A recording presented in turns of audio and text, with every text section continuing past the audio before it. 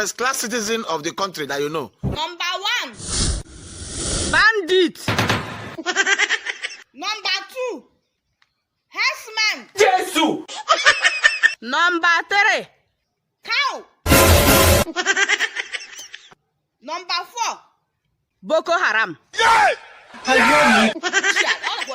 Wait, why Abakaleke? Is it what I taught you? What is about you? Ask us to go and do research. And digging deep. This is what I found out. If you think I'm lying, Watch this video now. 1 million. Take 2 million. Take 3 million. 4 million.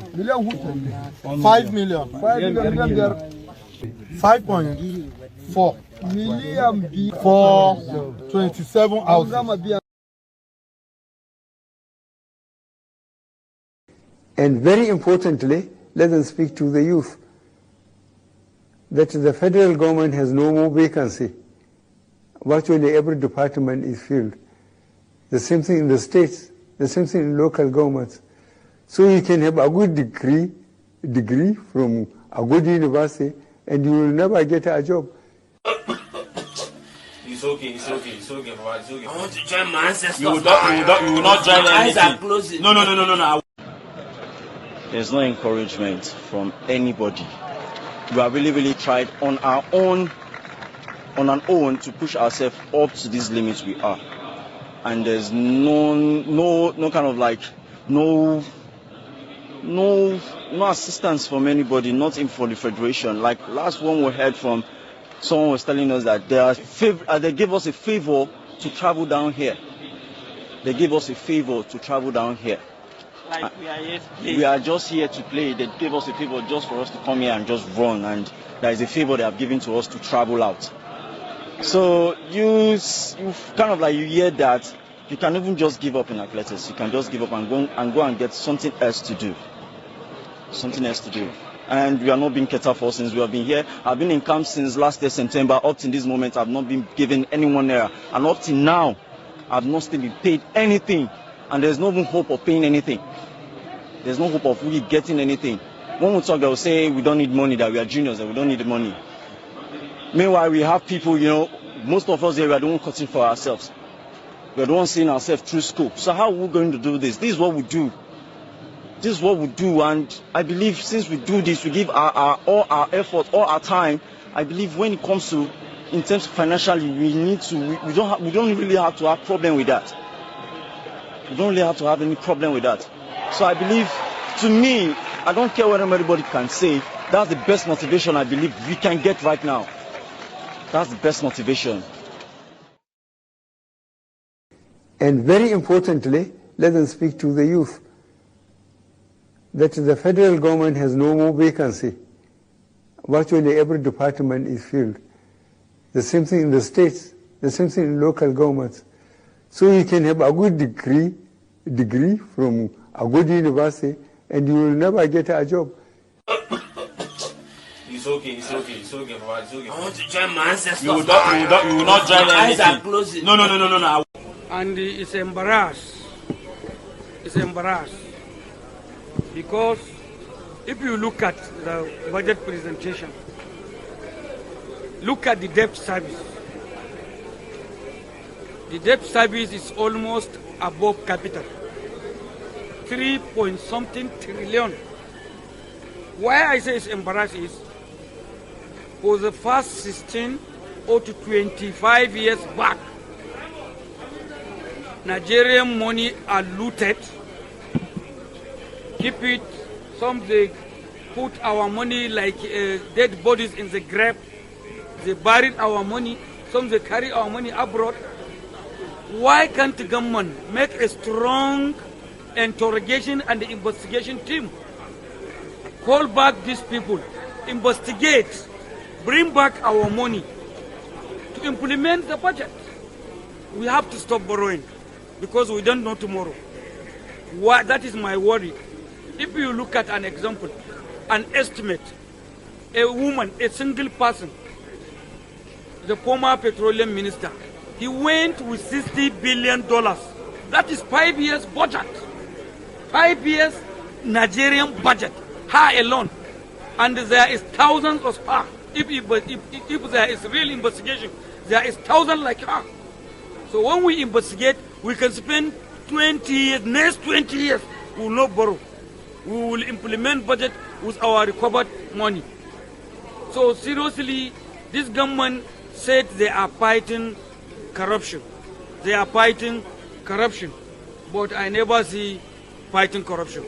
Because we are saying we are fighting corruption, but we are going very slowly, and we are saying by mouth, but we are not acting practically. If there is strong investigation, strong interrogation team in this country, I am sure we will not borrow any money. Sadly, if you look at the issue of revenue. They say revenue formula is already gone down. Oil has already left off in many countries in the world. Oil has gone down.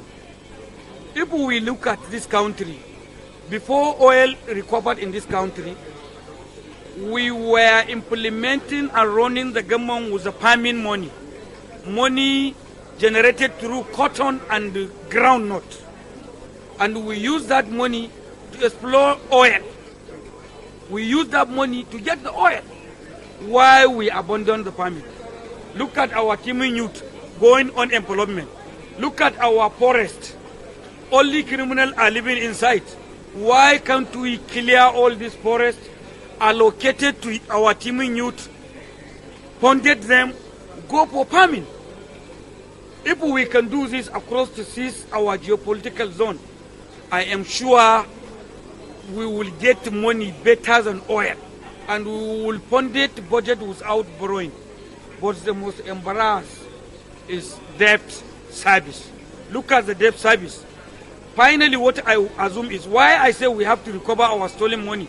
We are paying debt to the money which is being stolen. Our teeming Nigerians never enjoy that money, and we are still paying debt. The money that we're supposed to complete our railways, our road, our education, our health, our security is going on debt. And this debt is in some individual pocket. Went to individual pocket. Go around this town, go around this country. Look at the type of mansion people are living in, government officials, and they say they are fighting corruption. Go to Metama, go to Asokoro, go to Lagos, go to Port Harcourt. See people living in mansion, and they are government officials. Is their salary get that mansion for them? And we say we are fighting corruption. If we are really fighting corruption in this country, we will not borrow money to fund. It's embarrassed. I am worried. Even my blood pressure go high as I had the debt service. 3.something trillion debt service. While people are suffering in this country, some are living with 1 square meal. They eat once. So if we can do a proper, strong anti-corruption, not this by mouth, we act it practically. If we go, you can see a 1 billion mansion owned by a government official. And they say that we are fighting corruption. Salary of his 1,000 year. Did he serve for 1,000 year? He served for 35 years. Where did he get 1 billion mansion? If we are serious, you can see still person serving inside the government, owning a big house, billions. 9 billion barrels of oil, the prize for the company who could secure the rights to a lucrative field called OPL 245. But doing deals in Nigeria is one of the toughest challenges in the oil business. The building behind me is Shell's UK headquarters. It's the most valuable company on the London Stock Exchange. If you have a pension, you almost certainly own some shares in Shell. They've also been operating in Nigeria for nearly 60 years, so they have the size and the expertise to meet that challenge. In the way was Dan Atete, who acquired the field while he was oil minister. He was later convicted of money laundering in a separate case. For the first time tonight, Shell acknowledges they did engage with him to do the deal. Shell and the Italian oil company Eni acquired the field in 2011, paying $1.3 billion to the Nigerian government. That's more than Nigeria's health budget, but it didn't go on public services. Instead, more than $1 billion of it was passed to a company called Malabu, controlled by Etete. From there, according to documents filed by Italian prosecutors, nearly half was forwarded to the then President Goodluck Jonathan and members of his government. Shell have always said that they only paid the Nigerian government. Today, Shell has changed its tune and they're now saying that they engaged with Dan Etete, a former oil minister and convicted money launderer. So what prompted Shell to change its position? Well, emails obtained by anti-corruption charities Global Witness and Finance Uncovered and seen by the BBC show Shell representatives negotiating with Mr. Etete a year before the deal was finalised. Etete can smell the money. If at nearly 70 years old he does turn his nose up at 1.2 bill, he is completely certifiable. That email was forwarded to the then Chief Executive Peter Vosa, showing knowledge of Etete's involvement went right to the top. Hi, Goodluck, Ebele, Jonathan.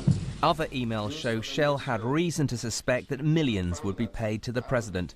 In an email from July, the same employee says Etete's negotiating strategy was clearly an attempt to deliver significant revenues to GLJ as part of any transaction. A spokesperson for Goodluck Jonathan described the allegations as a false narrative. Dan Etete did not respond. Now, this deal was done just months after Shell had paid $30 million to the US Department of Justice to settle previous allegations of bribery in Nigeria and elsewhere on condition of future good behaviour. Shell, having been investigated over a previous deal, you would think that they would be quite cautious. But instead of walking away from a deal that was clearly problematic from a corruption, potentially bribery standpoint, they doubled down and attempted to sanitize the deal. Shell's partners Eni said there was no credible evidence that any of its staff were involved in wrongdoing.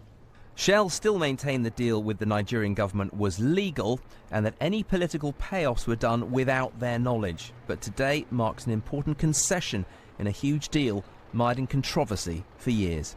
Simon Jack, BBC News. Leaked emails just exposed that Shell took part in a massive bribery scheme which robbed the Nigerian people of $1 billion. In 2011, oil companies Shell and Eni set up a deal in Nigeria for drilling rights to one of Africa's biggest oil fields. But the money was paid to a convicted money launderer and ex-oil minister, depriving the country of money equivalent to more than the 2016 healthcare budget. In public, Shell CEO Ben van Beurden has claimed the payment was a settlement with the Nigerian government. Instead, the money went to private pockets. Leaked emails, seen by Global Witness, show that Shell executives knew this and understood the money could be used for paying people off. According to prosecutors, millions of dollars were paid to Nigeria's most powerful politicians, one of whom spent a chunk of it on armoured cars, luxury shotguns, and a private jet. The emails reveal Shell execs talking about politicians on the take and an attempt to deliver significant revenue to GLJ. GLJ stands for Goodluck Jonathan, President of Nigeria at the time. Publicly, Shell still denies it did anything wrong, but the emails prove it knew money was going to private pockets, not the Nigerian people. Right now, 5 million Nigerians face starvation. This $1.1 billion payment is 1.5 times what the UN says is needed to respond to the current famine crisis. Only by exposing the truth can we bring Shell to justice and stop oil companies robbing people of what's rightfully theirs. Share to expose.